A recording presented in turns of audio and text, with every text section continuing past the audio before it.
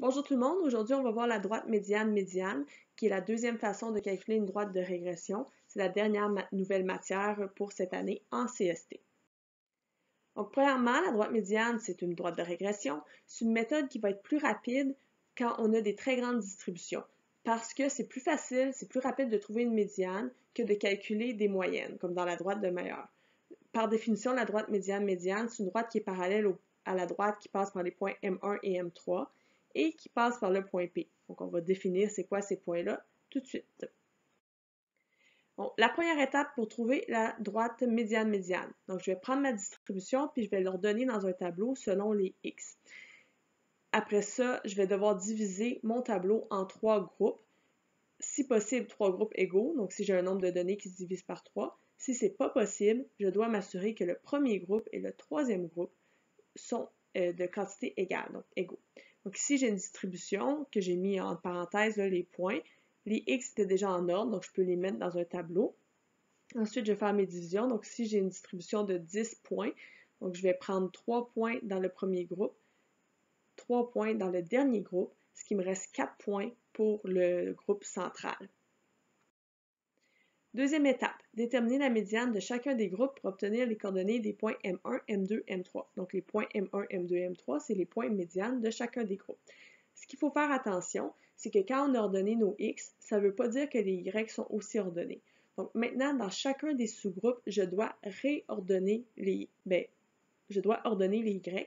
pour qu'ils soient dans l'ordre. Parce qu'ils ne sont pas dans l'ordre, la médiane que je vais trouver ne sera pas la bonne, ça ne correspondra pas vraiment au milieu. Donc, j'ai écrit en vert les chiffres dans l'ordre pour chacun des sous-groupes.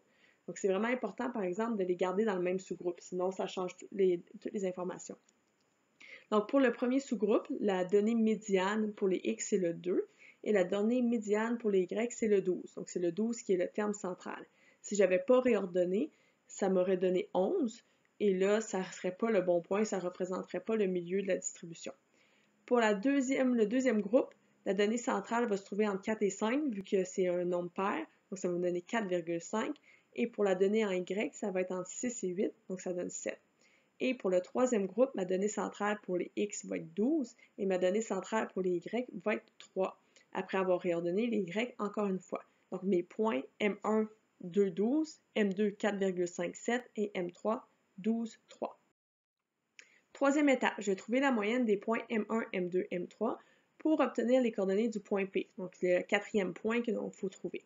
Donc, j'additionne les coordonnées en X des 3 points et je divise par 3. Et ensuite, j'additionne les coordonnées en Y des 3 points et je divise par 3. Donc, ça donne 2 plus 4,5 plus 12 divisé par 3, ce qui va me donner la coordonnée en X 6,2. Et ensuite, 12 plus 7 plus 3 divisé par 3, ce qui va me donner la coordonnée en Y 7,3. Donc, les coordonnées du point P sont 6,2 et 7,3. Ensuite, je vais devoir trouver le taux de variation de M1, M3. Donc, la droite médiane-médiane, on veut qu'elle soit parallèle à la droite M1, M3. Et on se rappelle, des droites parallèles ont le même taux de variation. Donc, en trouvant le taux de variation de M1, M3, je trouve aussi le taux de variation de ma droite de régression. Donc, le taux de variation, M égale delta Y sur delta X. M est égal à 3 moins 12 sur 12 moins 2. Donc, M est égal à moins 9 sur 10. Vous pouvez le laisser en fraction ou les mettre en décimale, moins 0,9. Cinquième étape, trouver l'équation parallèle à la droite M1, M3 et passant par le point P. Donc, j'ai les coordonnées de mon point P, 6,2 et 7,3. Mon taux de variation pour la droite M1, M3 qui est moins 0,9. Donc, j'ai toutes mes informations pour trouver le B. Y égale mx plus b. Je remplace le m par la valeur du taux de variation M1, M3 qui est moins 0,9. Ensuite, je remplace le x et le y par les coordonnées du point P, ce qui me donne 7,3 égale moins 0,9 fois 6,2 plus b. Je fais mon calcul, ça donne 7,3 égale moins 5,6 plus b, et donc b est égal à 12,9. Donc, ma droite de régression est y égale moins 0,9 x plus 12,9.